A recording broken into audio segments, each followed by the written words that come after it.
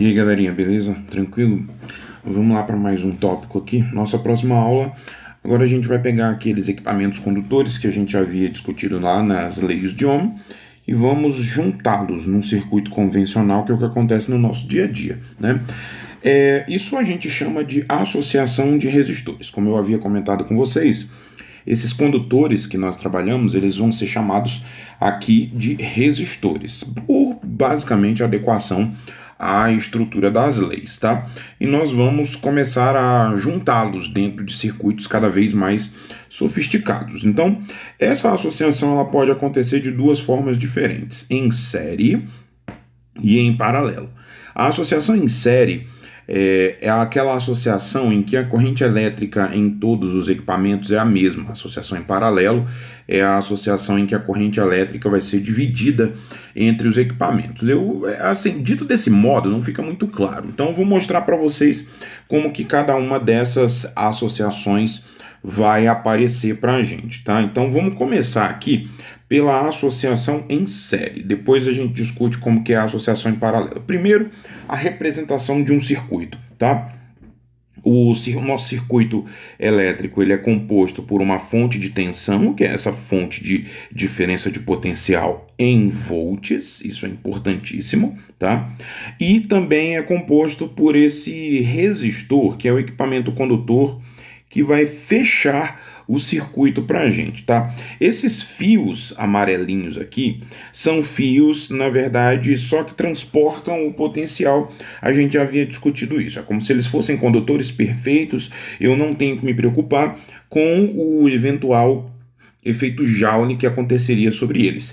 A resistência elétrica vai ser dada aqui em ohms para a gente, nas unidades do Sistema Internacional, e a corrente elétrica convencional, isso é fundamental para a gente, é aquela corrente que flui no sentido do positivo para o negativo, será dada em amperes. Tudo isso respeitando a primeira lei de Ohm, o RI, né? A DDP é igual a resistência vezes a corrente elétrica, tá? Essa é a nossa representação básica. O que é uma associação em série? Ela vai existir toda vez que os resistores estiverem conectados de modo a serem percorridos pela mesma corrente elétrica. Veja que aqui é como se fosse um cano, uma tubulação, e nessa tubulação eu tenho dois canos. É como se esses dois canos tivessem, por exemplo, bitolas diferentes. O fluxo ele é obrigado a passar tanto por uma entrada, por um cano, perdão, como pelo outro. A única coisa que vai mudar à medida que esse fluxo passa de um cano para o outro é que a vazão, ela mesmo se mantendo, ela pode mudar a taxa de transporte de energia dela, digamos assim. A forma como a energia é desperdiçada nesses equipamentos é que vai ser modificada, mas a quantidade de matéria que passa por um obrigatoriamente tem que ser a mesma quantidade de matéria que passa pelo outro. Ou seja, eles dividem a forma como eles vão entregar energia, mas a corrente elétrica que passa por eles é rigorosamente a mesma. A representação do nosso circuito aqui ficaria então assim. Eu aplico a diferença de potencial no circuito fechado com esses dois equipamentos condutores aqui, tá? A corrente elétrica que é impulsionada pela placa positiva até a placa negativa vai circular no sentido determinado pela DDP, só que a corrente que passa pelos dois equipamentos é necessariamente a mesma. O que vai acontecer é que eles vão dividir diferença de potencial. É muito importante observar que nesse tipo de processo as cargas elétricas não são consumidas, apenas a energia elétrica que é transportada por elas é que vai ser consumida à medida que as correntes elétricas passam pelos resistores, melhor dizendo, tá? Porém, a corrente elétrica que passa por um equipamento é exatamente a mesma que passa pelo outro. Necessariamente é a mesma corrente que passa pelo outro. Tá? Então, assim, o que nós teríamos, né? Se a gente aplicar a primeira lei de Ohm ao resistor 1 e a primeira lei de Ohm ao resistor 2, nós teríamos basicamente isso aqui, ó, DDP no resistor 1 é a resistência dele vezes a corrente que passa por ele. Ou seja, aqui nesse nosso problema, essa diferença de potencial no 1 seria R1 vezes I, que é a corrente elétrica que passa por esse equipamento. É como se eu tivesse tomando a diferença de potencial aqui entre esses dois pontos, o ponto de entrada e o ponto de saída da corrente. Isso aqui seria a DDP no primeiro equipamento.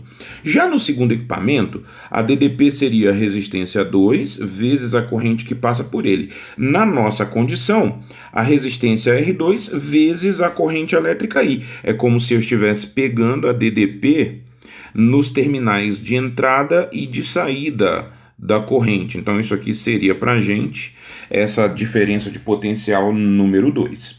Matematicamente, essas DDPs elas vão ser somadas. As duas DDPs, tanto a consumida pelo resistor 1 como a consumida pelo resistor 2, são juntas a DDP total consumida por todo o circuito.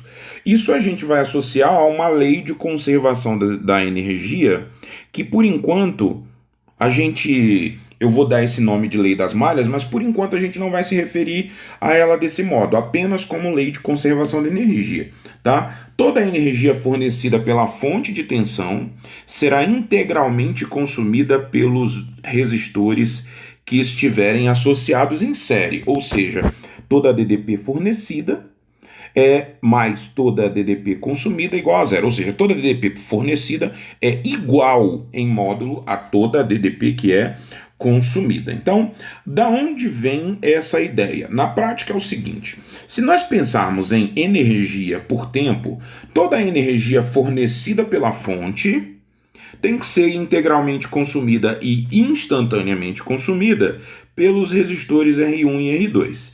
Como nós estamos falando de energia no tempo, isso aqui, portanto, é joule por segundo, que é a mesma coisa que watt. Ou seja, a potência fornecida pela fonte de tensão é consumida pelo resistor 1 e pelo resistor 2. Usando o fato de que a potência é π, substituindo essa potência π para a fonte, para o resistor 1 e para o resistor 2, a gente fica com o seguinte, ó, I vezes U da fonte igual a I vezes U1 mais I vezes U2. Como a corrente elétrica na fonte, nos resistores 1 e 2 é a mesma, isso faz com que eu possa colocar essa corrente elétrica em evidência, eu mato ela aqui do jogo. Então a gente fica com a DDP da fonte igual a DDP 1 mais a DDP 2, ou seja, a DDP da fonte mais a DDP 1 e a DDP 2, que são negativas na prática, isso aqui vai dar para a gente zero, ou seja, toda a DDP fornecida mais toda a DDP consumida, lembrando que ela seria negativa aqui nessa aplicação, tudo isso somado dá zero. Isso é a lei das malhas, isso é a lei da conservação de energia, tá? Assim, a partir dessa conclusão que nós tiramos agora, eu ainda posso aplicar nessa conservação de energia a primeira lei de Ohm. Aplicando essa primeira lei de Ohm na conservação da energia, a gente fica com o seguinte, ó, a DDP da fonte ela será associada a uma resistência que representa todo o circuito, que nós vamos chamar aqui de resistência equivalente, tá? Como a DDP é U e o RI, então a gente fica com R vezes I igual a R1 vezes I mais R2 vezes I. Seria I1 e 2, mas como essas correntes são todas iguais, eu simplesmente vou matá-las aqui no jogo. Ou seja, nesse caso, em uma associação em série, a resistência equivalente é igual à soma das resistências de todos os resistores. Mas só para que a gente consiga retomar o que esse equivalente significa para a gente, é importante mostrar, é importante você ver que pela conservação da energia, como a potência fornecida é igual à potência consumida, então o resistor equivalente ele tem um significado muito prático para a gente. É aquele resistor que representa o equipamento teórico cuja potência consumida é igual à potência consumida em todos os resistores do circuito. Como se eu pudesse, entre aspas, né, substituir esses resistores 1 e 2 por um cara só que consome exatamente a mesma quantidade de energia no tempo, ou seja, que consome a mesma potência. Na prática, esse é o significado do equivalente. As aplicações para esse tipo de associação são diversas. Uma aplicação bem interessante que nós temos aqui é o chuveiro elétrico, né? O chuveiro elétrico tem essas posições inverno e verão aqui, né? A posição inverno é aquela que esquenta mais, a posição verão é a que esquenta menos um pouquinho, né? E cada uma dessas posições tem uma resistência associada a elas, né? A ligação do chuveiro elétrico com a tomada é basicamente aquela que a gente conhece, vai um fiozinho em cada entrada lá, tá? Cada entrada daquela equivale para mim a um potencial maior e um potencial menor. Eles ditam a passagem de corrente elétrica e aí, a depender de onde eu ligo, se eu ligo no ponto de inverno ou no ponto de verão, ou aqui no meu exemplo, no ponto A ou no ponto B, eu vou ter um aquecimento diferente para cada posição dessa especificamente. Deixa eu te mostrar o que acontece. Ó, por exemplo, se eu ligar a chave do chuveiro lá no ponto a corrente elétrica indicada pela fonte de tensão, ela vai circular passando tanto pelo resistor 1 como pelo resistor 2, volta para a fonte, o circuito recomeça e vamos ficar nisso, né? Só que aqui, como esses dois resistores são percorridos pela mesma corrente, a gente pode dizer então que eles estão associados em série. Portanto, a resistência equivalente na posição A seria R1 mais R2. Para o circuito como um todo, não é agora a DDP em 1 ou a DDP em 2, é a DDP da fonte. Para o circuito como um todo, a DDP vai ser dada pelo produto da resistência equivalente pela corrente total que circula lá dentro. Essa corrente total, então, nessa posição A, pode ser escrita como sendo U dividido por RA, passei esse RA dividindo. E como o RA é a resistência equivalente, então ela vale R1 mais R2, ou seja, essa é a corrente elétrica que passa no circuito nessa situação em que eu ligo a chave lá no ponto A. Tá, professor, o que isso significa? Por enquanto nada. Vamos ligar a chave agora no ponto B. Caso eu ligue o circuito no ponto B, a corrente elétrica não vai conseguir passar pelo resistor R1, ou seja, esse resistor R1 ele está fora do circuito, ele não consome energia, toda a energia vai ser consumida agora exclusivamente pelo resistor R2. Isso faz então com que a resistência equivalente nessa segunda posição seja dada apenas pelo resistor R2, necessariamente. Como a DDP da fonte, novamente, vai ser a resistência RB vezes a corrente elétrica IB, então essa corrente IB vai ser igual a U dividido por R2, né? Agora eu posso comparar as duas resistências. Ó, de novo, a corrente IA tinha dado R1, U dividido por R1 mais R2, a corrente IB está dando U dividido por R2. Ou seja, a corrente elétrica IB, como ela está associada a um denominador menor, essa corrente elétrica será uma corrente elétrica maior. E a partir do que nós conhecemos da relação entre aquecimento, potência e corrente, onde maior for a corrente, maior é a potência, maior é o aquecimento. Ou seja, a posição B é a que tem associada menor resistência equivalente, portanto, ela é a posição de maior aquecimento, será, portanto, aqui a posição inverno. Já a posição A, que é a posição de maior resistência equivalente, será associada a menor corrente e, portanto, ao menor aquecimento, seria o equivalente da posição verão, portanto. Mas eu posso aplicar essa forma de associação em diversos outros equipamentos, em geral, associados ou a aquecimento ou a taxas de rotação, que é o que acontece aqui nesses ventiladores, por exemplo, tá? Correntes maiores vão me levar a rotações maiores, correntes menores vão me levar a rotações menores. Então, quando eu quiser ele com uma velocidade de rotação mais baixa, eu preciso diminuir a corrente. Para isso, eu ligo o maior número de resistores possível para aumentar a resistência equivalente, fazer com que a corrente elétrica no circuito do ventilador seja uma corrente mais baixa.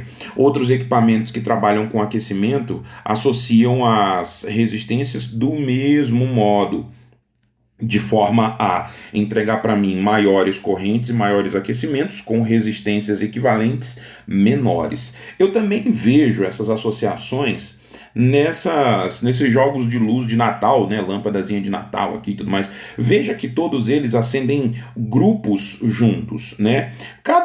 Dentro de cada um desses grupos, como por exemplo nesse grupo verdinho aqui, ó, que fica apagando e acendendo, dentro desse grupo todas essas lâmpadas estão ligadas em série. Por quê? A associação em série ela tem mais um detalhe curioso dentro dela, que é o seguinte: se por acaso quando eu ligo os resistores em série, um desses resistores aqui dá algum problema, o circuito fica aberto para esse trecho. Então o circuito como um todo para de funcionar. No caso dessas lâmpadas de Natal, dessas lâmpadas pisca-pisca, se uma dessas lâmpadas queima, todo o trecho acaba apagando como um todo. Mas os trechos são ligados de modo independente, eles são ligados por meio de associações que a gente diz em paralelo, que daqui a pouco, mais para frente, a gente vai comentar sobre ela também, tá? Essa é a associação em série, essas são as consequências também de uma associação em série de equipamentos condutores. Tranquilo, meu povo? Então, fique atento aí para os próximos passos para que a gente consiga entender direitinho como que funciona uma associação em série, beleza? Valeu, tchau, tchau.